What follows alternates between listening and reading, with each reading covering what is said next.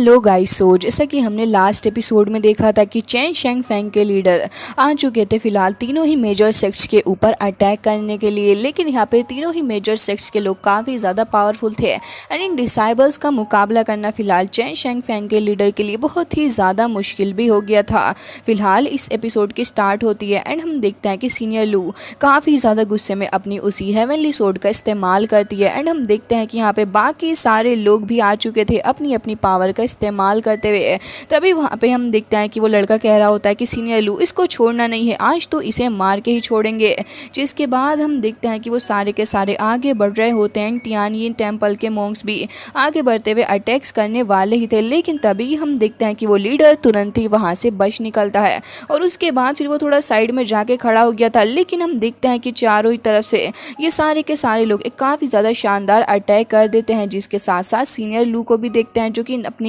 9 haven power का इस्तेमाल करती है, जिसके थ्रू काफ़ी सारी थंडर को जनरेट कर रही थी वो। फिलहाल तो हम देखते हैं कि वो लीडर समझ चुका था कि अगर थोड़ी भी देर यहाँ पे वो रुका तो हो सकता है कि उसकी जान वहाँ से चली जाए, जिसके बाद तुरंत ही वहाँ से भागने की कोशिश कर रहा होता है। फिलहाल तो हम देखते हैं कि यीशु का वही ड्रैगन भी आ चुका था जो कि तुरंत ही एल्डर के ऊपर अटैक कर देता है। लेकिन हम देखते हैं कि वो वहाँ पे कैसे भी करके उससे बच के निकलने की कोशिश कर रहा था। पीछे से सीनियर लू वो भी आ जाती है और ऑलमोस्ट आके उसके ऊपर अटैक करने वाली थी, जिसके बाद हम देखते हैं कि वो फाइनली जाके अपनी थंडर पावर को रिलीज करती है एंड ये थंडर इतनी ज़्यादा स्ट्रॉन्ग थी कि यहाँ पे उस लीडर की हालत ख़राब हो चुकी थी, बल्कि सारे के सारे लोग तो साइड में ही जाके खड़े हो जाते हैं क्योंकि उन सभी को पता था कि अगर वो इस थंडर के बीच में आएंगे तो फिर उन सब की भी मौत हो सकती है, जिसकी वजह से वो काफ़ी ज़्यादा डरे हुए थे। लेकिन यहाँ पे उस लीडर को देखते हैं जो कि फिलहाल हार मानने का नाम नहीं ले रहा था। इतनी ज़्यादा खतरनाक सिचुएशन में भी वो तुरंत ही अपने टोकन को निकाल लेता है, जिसका सहारा लेते हुए वो अब तक इन सभी को पीछे करने की कोशिश कर रहा था। एक बार फिर से टोकन निकालते हुए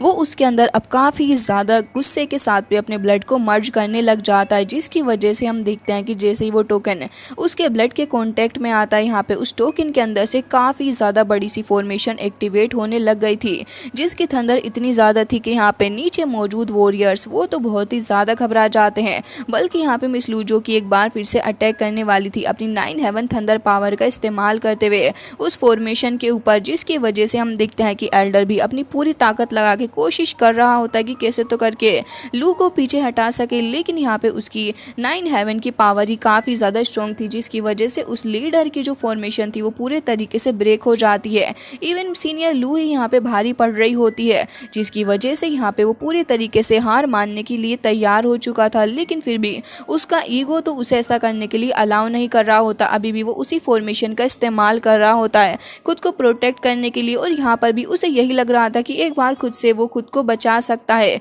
लेकिन ऐसा कर नहीं पाता। बल्कि हम देखते हैं कि जब दोनों ही पावर्स आपस में टकराती हैं तो अच्छा खासा एनर्जी क्लैश हमें देखने को मिलता है पूरे ही फॉरेस्ट के अंदर। बल्कि ये पावर इतनी ज़्यादा थी कि सीनियर लू को भी देखते हैं जो कि काफ़ी ज़्यादा दूर जाके रुकती है, जिसके बाद वो काफ़ी ज़्यादा गुस्से से देख रही थी। बल्कि उसे इस मोमेंट पे यही लग रहा होता है कि अब तो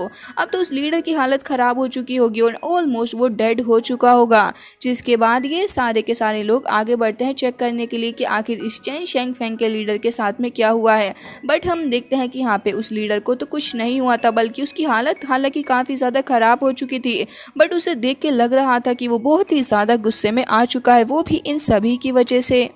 इसके बाद वो इतने ज़्यादा गुस्से में उन सभी को डायलॉग मार रहा होता है और कह रहा था कि जो तुमने मेरे साथ किया है याद रखना, इसका 100 गुना ज़्यादा अगर मैंने तुमसे वापस ना चुकाया तो फिर मेरा नाम बदल देना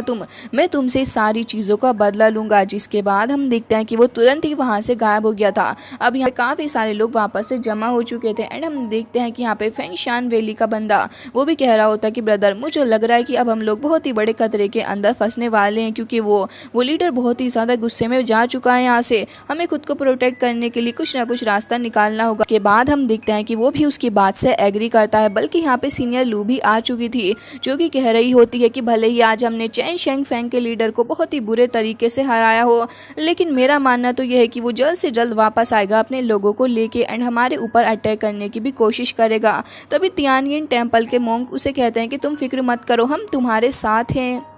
जिसके बाद हम अपने घोस्ट किंग को देखते हैं जो कि फिलहाल खड़ा वही सारी की सारी चीज़ें देख रहा होता है और उसके बाद एक डमी टशन में वहाँ से चला जाता है वो। तभी हम देखते हैं कि यहाँ पे चेन शेंग फेंग के जितने भी लोग थे वो सारे के सारे एक जगह पे आके बैठ जाते हैं क्योंकि उन सभी की हालत ख़राब हो चुकी थी, बल्कि उनमें से जितने भी वॉरियर्स होते हैं उन्हें देख के ये नहीं लग रहा था कि एक बार फिर से फाइट करने की हालत में है। तभी वहाँ के जनरल को भी देखते हैं जो कि बहुत ही ज़्यादा परेशान था और अपने लीडर का इंतज़ार कर रहा होता है और कह रहा था कि आखिर वो ठीक तो होंगे ना, न जाने कहाँ फंस चुके होंगे क्योंकि सारे के सारे लोग तो यहाँ पे वापस आ चुके हैं। एंड तभी हम देखते हैं कि वहाँ पे उस एल्डर की एंट्री हो जाती है जिसके मुंह से काफ़ी सारा ब्लड आ रहा था। उसे देख के लग रहा होता है कि ये तो भाई साहब मरते मरते ही बचा है। तभी हम देखते हैं कि अपने लीडर को इतनी बुरी हालत में देखने के बाद ये सारे ही लोग बहुत ही ज़्यादा परेशान हो चुके होते हैं। जबकि यहाँ पे जनरल कह रहा था कि होल मास्टर आप ठीक तो हैं, ज़रा हमें बताइए कि आपने ये हालत कैसे कर ली है अपनी। जिसके बाद वो सारे के सारे लोग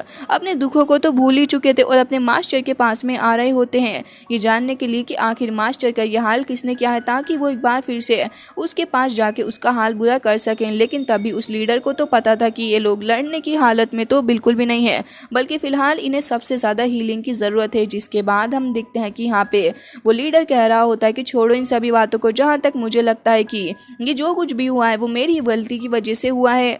मैं तुम सभी से कहना चाहूँगा कि मुझे ज़्यादा कुछ नहीं हुआ, बल्कि मैंने उस टोकन के साथ में अपने ब्लड को मर्ज कर दिया था जिसकी वजह से मुझे थोड़ी बहुत इंटरनल इंजरीज आई, तो तुम सभी जाके आराम कर लो, मुझे कुछ नहीं हुआ है। जिसके बाद हम देखते हैं कि वो जनरल सभी से कह देता है कि तुम सारे के सारे यहाँ से जा सकते हो और जाके थोड़ा रेस्ट कर लो, क्योंकि मुझे लगता है कि लीडर अब जब कह रहे हैं कि वो ठीक हैं तो फिर वो ठीक ही होंगे। जिसके बाद सारे के सारे लोग उस जनरल की बातों को मान लेते हैं और फिर तुरंत ही वहाँ से चले गए थे रेस्ट करने के लिए। इसके बाद हम देखते हैं कि लीडर की भी हालत ख़राब हो चुकी थी, बल्कि वो तो अपने पैरों पे खड़ा ही नहीं हो पा रहा होता। जिसके बाद जनरल ही उसे साइड में लेके जा रहा होता है, लेकिन यहाँ पे वो उसे अपने पास में बैठा लेता है और फिर उससे कह रहा था कि देखो मेरी बात सुनो, इन सारे के सारे लोगों को कहो कि जल्द से जल्दी खुद को ठीक कर लें, क्योंकि मुझे लगता है कि हमारा डाउनफॉल स्टार्ट होने वाला है। इससे पहले कि वो सारे के सारे लोग यहाँ पे आएँ, हमें उन सबसे पहले इनर लेक के अंदर जाना होगा ताकि उस रेयर तरीके के ट्रीजर को हासिल कर सकें। मैं किसी भी हालत में नहीं चाहता कि उस ट्रीजर को गवाया जाए और उसी की वजह से मैंने खुद की ये हालत भी कर ली है।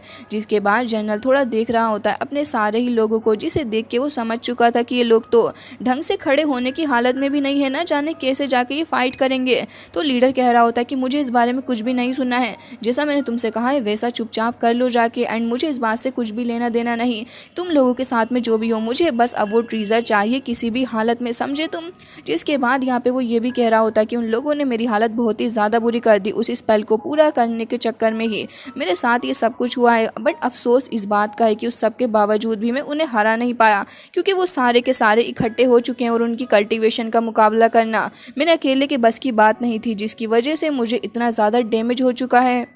जिसके बाद हम देखते हैं कि अभी भी उसकी हालत ख़राब हो रही थी और मुंह से ब्लड आ रहा था, तो जनरल उसे संभालने लग जाता है। तो वो कहने लग गया था कि मेरी फिक्र करने की कोई भी ज़रूरत नहीं है, बल्कि मैं तुम्हें यही सलाह दूंगा कि वो तीनों मेजर सेक्ट्स एक साथ हो चुके हैं और वो अब तो डार्कनेस के अंदर भी जाएंगे उस ट्रीजर को ढूंढने के लिए। हालांकि हम तो ऐसा ना ही कर पाए और हम तो इसमें नाकामयाब हो चुके हैं, लेकिन मैं तुमसे यही कहूँगा कि जो भी हो जल्द से जल्द जाओ और उस ट्रीजर को ढूंढो, क्योंकि मैं अपना समय बिल्कुल भी बर्बाद नहीं कर सकता उन सारे लोगों के पीछे। चलो जाओ और ऐसा करो। जिसके बाद वो जनरल वो वहाँ पे नोटिस करता है कि कुछ तो अजीब सा हो रहा है एंड यहाँ पे काफ़ी सारी पावर भी फैल रही है, लेकिन वो कहता है कि ठीक है, मुझे लगता है कि आपने जैसा कहा मुझे वैसा करना होगा, लेकिन सबसे पहले मैं ज़रा चेक करके आता हूँ कि आखिर यहाँ पे मसला क्या है। जिसके बाद वो तुरंत ही थोड़ा आसपास जाके चेक करने लग गया था और वो लीडर वो थोड़ा खुद को हील करने की कोशिश करने लग जाता है, क्योंकि उसे काफ़ी सारी सीरियस इंजरी हुई है। जिसके बाद हम देखते हैं कि यहाँ पे सारे के सारे वॉरियर्स भाप लेते हैं कि कोई तो खतरा है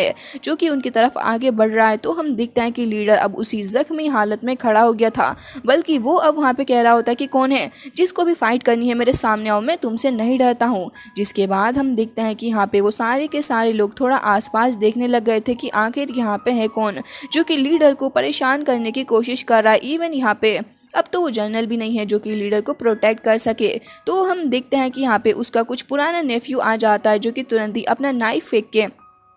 इशारा करता है कि वो यहाँ पे आ चुका है और नाइफ देखते ही वो समझ जाते हैं कि कोई और नहीं बल्कि किन वान है, जिसे देखते ही वो गुस्सा हो जाते हैं और कह रहे थे कि तुम यहाँ पे क्या कर रहे हो। तो हम देखते हैं किन वान को, जो कि वहाँ पे अपनी फ्लूट बजा रहा था और कह रहा होता है कि अच्छा तो आपने मुझे पहचान ही लिया। और उसके बाद हम देखते हैं कि वो तुरंत ही आगे बढ़ के आ जाता, फिर ग्रीट करते हुए कह रहा था कि अंकल अच्छा हुआ कि आपने मुझे रिकॉग्नाइज कर लिया, नहीं तो मैं तो समझ रहा था कि आप तो मुझे भूल ही चुके होंगे। जिसकी वजह से अब यहाँ पे उसको काफ़ी ज़्यादा गुस्सा आ जाता है और वो कह रहे होते हैं कि तुम्हारी वजह से मुझे इतना ज़्यादा हार्म पहुंचा है, तुम लोग कितने ज़्यादा क्रूअल हो और उस सब के बावजूद भी तुम यहाँ पे आ चुके हो मेरे ऊपर अटैक करने के लिए। क्या तुम्हें बिल्कुल भी शर्म नहीं आती? तुम नेफ्यू हो मेरे। लेकिन तभी हम देखते हैं कि किन वान को इन सारी बातों से बिल्कुल भी फ़र्क नहीं पड़ रहा होता, बल्कि वो तो कह रहा होता है कि मुझे इन बात से वाकई में फ़र्क नहीं पड़ता। हालांकि मेरे सेक्ट ने जो भी आपके साथ किया है वो बिल्कुल सही किया, क्योंकि आप तो ये सब कुछ डिजर्व करते थे। लेकिन तभी यहाँ पे लीडर को बहुत गुस्सा आ रहा होता है उसकी सारी बातें सुन के, और वो कह रहे होते हैं कि मुझे तुमसे ये उम्मीद नहीं थी।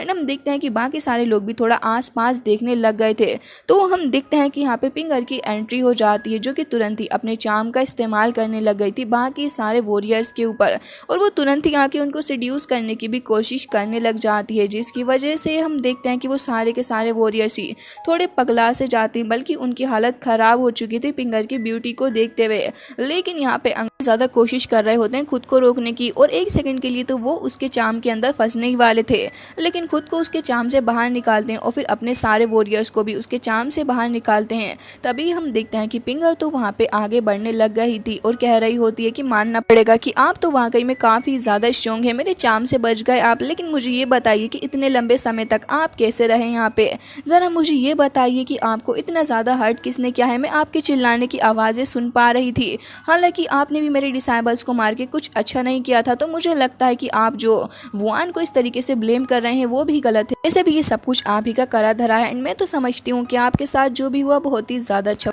अब उसकी इतनी डेयरिंग बातें सुनने के बाद यहाँ पे उन्हें तो काफ़ी ज़्यादा गुस्सा आ रहा होता है। लेकिन गाइस इसी के साथ ये एपिसोड हो जाता है, एंड आई रियली होप कि आपको पसंद आया होगा, और इसका नेक्स्ट पार्ट भी आपको बहुत ही जल्दी देखने के लिए मिलने वाला है। सो प्लीज़ हमारे नेक्स्ट एपिसोड का भी इंतज़ार करिएगा।